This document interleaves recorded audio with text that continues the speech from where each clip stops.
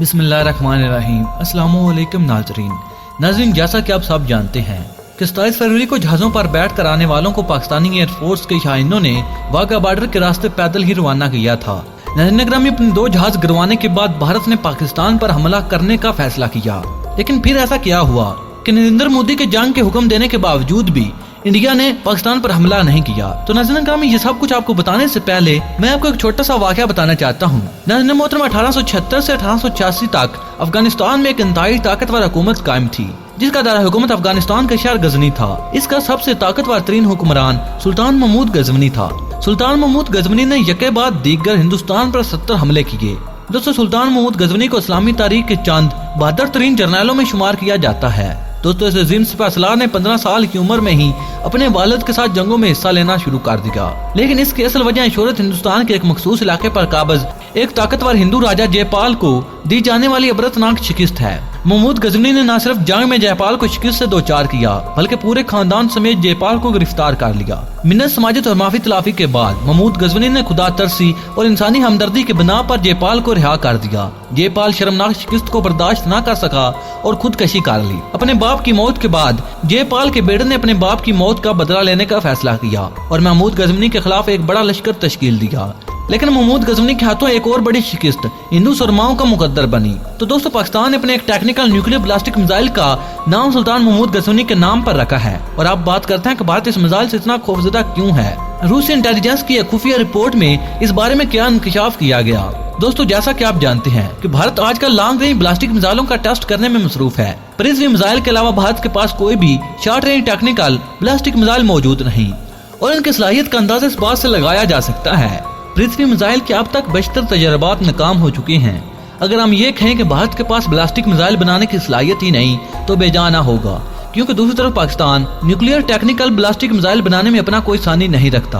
पाकिस्तान के पास मुख्तलिफ इकसाम के एक से बढ़कर एक मिसाइल मौजूद हैं, जिनमें से गजनी एक है। इसके 26 मई 2002 से लेकर अब तक कई कामयाब तजर्बात हो चुके हैं। गजनी मिसाइल का वेट 5256 किलोमीटर है, इसका डायमीटर 0999 मीटर है और लंबाई 9.64 मीटर और ये कई सौ किलोग्राम के वारहेड के साथ 230 से 290 किलोमीटर की रेंज में दुश्मन मुल्क के टैंकों, आर्म व्हीकल और दूसरी आर्मी तनसीबात को तबाह करने की सलाहियत से माला माल है। इस मिसाइल की खास बात यह है कि इस मिसाइल को नसर मिसाइल की तरह सिर्फ हालत जंग में भारत की कोल्ड स्टार डॉक्ट्राइन को मुकम्मल तौर पर तहस नहस करने के लिए बनाया गया, यानी पाकिस्तान की तरफ बढ़ते हुए इंडियन टैंकों और आर्म व्हीकल और बाकी दुश्मन की प्यादा फौज को पाक सरजमीन पर कदम रखने से पहले ही जन्नम हासिल कर दिया जाएगा।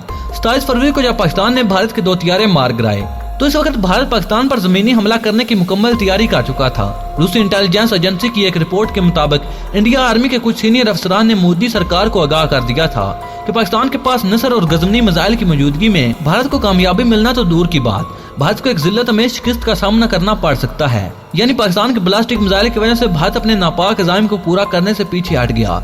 भारत की परेशानी की बड़ी वजह इन मिसाइलों में लगे छोटे साइज के न्यूक्लियर वार हेड हैं, जो इसकी आर्मी समेत तमाम किस्म के मिलिट्री वेपन को चंद ही सेकंड में सफास्ती से मिटा सकते हैं। पाकिस्तान की देखा देखी भारत भी गजनी मिसाइल की तर्ज पर शॉर्ट रेंज बैलिस्टिक मिसाइलों पर कई साल से काम कर रहा है, लेकिन भारत इस पेचीदा टेक्नोलॉजी तक रसाई हासिल करने में नाकाम रहा, जबकि पाकिस्तान ने सिर्फ चंद ही सालों में कई शॉर्ट रेंज मिसाइल बना लिए और इसके साथ साथ क्रूज मिसाइलों में इस्तेमाल होने वाली पेचीदा टेक्नोलॉजी पर भी अबूर हासिल कर लिया है। और अगर ये कहा जाए कि शॉर्ट रेंज मिसाइलों में पाकिस्तान अपना कोई सानी नहीं रखता तो बेजा न होगा।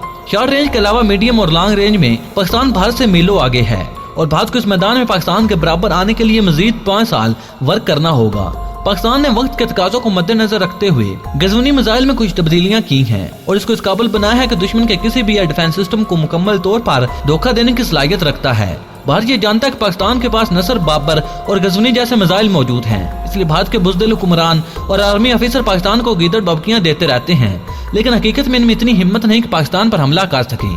अल्लाह के फजल से पाकिस्तान के बैलिस्टिक मिसाइलों का शुमार दुनिया के ताकतवर तरीन मिसाइलों में होता है और अल्हम्दुलिल्लाह अब खित्ते का कोई भी मुल्क पाकिस्तान की तरफ मैली आंख से देखने की जरूरत नहीं रखता। नाज़रीन ग्रामी, यहाँ पर आपको बताते चले कि भारत पाकिस्तान के F-17 थंडर ब्लॉक 3 से मुकम्मल तौर पर घबराहट का शिकार है। नाज़रीन, अगर इंडियन मीडिया को देखें तो आदत से मजबूर लंबी छोड़ने में मसरूफ रहते हैं। कभी अपनी जनता को यह कहते हैं कि राफेल तैयारों के बाद इंडियन फजाइया पाकिस्तान के साथ साथ चीन के अंदर घुसकर हमला करने की पोजीशन में है, और कभी ये कहा जाता है कि इंडियन एयरफोर्स किसी भी वक्त पाकिस्तान में घुसकर मिशन कर सकती है। लेकिन हकीकत यह है कि 26 फरवरी को इंडियन एयरफोर्स को पाकिस्तान के 10 दरख्त और एक कौवा मारने का खमियाजा अपने 2 हथियारे गंवाने की सूरत में भुगतना पड़ा और जहाजों पर बैठ कर आने वालों को वाघा बॉर्डर के रास्ते पैदल जाना पड़ा। आज इंडियन एयरफोर्स इस वक्त इतनी कमजोर पोजीशन में है कि आने वाले 5 सालों में बांग्लादेश की एयरफोर्स भी इनसे बेहतर पोजीशन में होगी। इंडियन एयरफोर्स को इस वक्त कम से कम 216 हथियारों की अशद जरूरत है और 36 राफेल हथियारों की इंडियन एयरफोर्स में शमूलियत के बाद भी इंडियन एयरफोर्स की कुव्वत में कोई खास इजाफा नहीं होगा, क्योंकि इंडियन एयरफोर्स के पास Su-30 के अलावा जितने भी हथियारे हैं वो मुकम्मल तौर पर नकारा हो चुके हैं। जबकि दूसरी जानब पाकिस्तानी एयरफोर्स तेजी के साथ अपनी फजाई कुव्वत में इजाफा कर रही है और J-17 थंडर पाकिस्तान की एयरफोर्स में जबरदस्त कुव्वत में इजाफे का सबब बना। खासतौर पर ब्लॉक 3 के मंजर आम पर आने के बाद रही से कसर भी पूरी हो गई। जबकि पाकिस्तानी एयरफोर्स की बढ़ती हुई कुव्वत को देखते हुए इंडियन एयरफोर्स इस कदर बुखलाहट का शिकार है कि राफेल हथियारों की इंडियन एयरफोर्स में शमूलियत के बाद भी इंडिया ने खुद को इस काबिल नहीं समझा कि पाकिस्तान की एयरफोर्स का मुकाबला कर सके। इंडियन एयरफोर्स की परेशानी की सबसे बड़ी वजह Su-30 हथियारा है। इस हथियारों को इंडिया की बैकबोन भी कहा जाता है, जबकि यह हथियारा अपने पहले मिशन में ही 110% नाकाम हुआ और इसे J-17 थंडर ब्लॉक 2 के हाथों जिल्लत में शिकस्त का सामना करना पड़ा। यानी इंडियन एयरफोर्स की टोटल ताकत इस वक्त राफेल हथियारे ही हैं और अब J-17 थंडर ब्लॉक 3 के पाकिस्तानी एयरफोर्स में मुमकिन शमूलियत के बाद इंडियन एयरफोर्स मुकम्मल तौर पर बुखलाहट का शिकार है। J-17 थंडर ब्लॉक 3 में लगे BL-15 के बाद राफेल हथियारे की औकात भी सबके सामने अय्या हो गई। इसलिए दूसरी बार इंडिया ने रूस से Su-35 का मुतालबा किया। याद रहे कि MRCA डील के तहत रूस ने भारत को Su-35 देने से इनकार कर दिया था, लेकिन अब भारत ने एक बार फिर इन हथियारों के असूल के लिए रूस से राब्ता किया, मगर इस बार भी भारत को रूस से Su-35 का मिलना नामुमकिन है। तुर्की और चीन, जो इससे पहले ही रूस से Su-35 की डील कर चुके हैं, उन्होंने रूस को वाज़ेह तौर पर आगाह कर दिया कि अगर रूस भारत को Su-35 हथियारा देता है तो रूस के साथ किए गए तमाम दफाई मुआहदे मुतासर हो सकते हैं और किसी सूरत भी चाइना रूस से भारत को Su-35 हथियारा हासिल नहीं करने देगी। और इस बारे में यह भी इत्तलाहात है कि रूस भारत को ज्यादा से ज्यादा MiG-35 हथियारा देने पर राजी हो सकता है, जो वो पहले ही बांग्लादेश और म्यांमार को भी ऑफर कर चुका है। रूस किसी सूरत भी तुर्की और चीन की नाराजगी मोल लेने की पोजीशन में नहीं। चीन और तुर्की रूस से इसलिए के बड़े खरीदार हैं। S-400 और Su-35 के अलावा अब तुर्की और शायद चाइना भी 2-4 रूस से Su-57 खरीद सकता है। भारत को रूस की जानिब से अगर Su-35 के हवाले से नाकामी होती है तो पाकिस्तानी एयरफोर्स का मुकाबला करने के लिए इंडियन एयरफोर्स की अगली तरजीह स्वीडन का साब ग्रिपन हो सकता है, क्योंकि आजकल इंडियन मीडिया साब कंपनी के साब ग्रिपन की तारीफों में जमीन आसमान एक किए हुए हैं और बाज इंडियन हलकों की जानिब से यहाँ तक भी कहा जाता है कि साब ग्रुप भारत को ट्रांसफर ऑफ टेक्नोलॉजी के तहत साब ग्रिपन हथियारा देने पर आमादा हो चुका है। इंडियन एयरफोर्स की सबसे बड़ी परेशानी यह है कि पाकिस्तान के पास लड़ाका हथियारों के 25 स्क्वाड्रन मौजूद हैं, जबकि दूसरी जानब भारत की कबाड़ एसोसिएशन भारत की एयरफोर्स के साथ राब्ते में है कि वो उनके लड़ाका हथियारों को सस्ते दामों खरीद सके।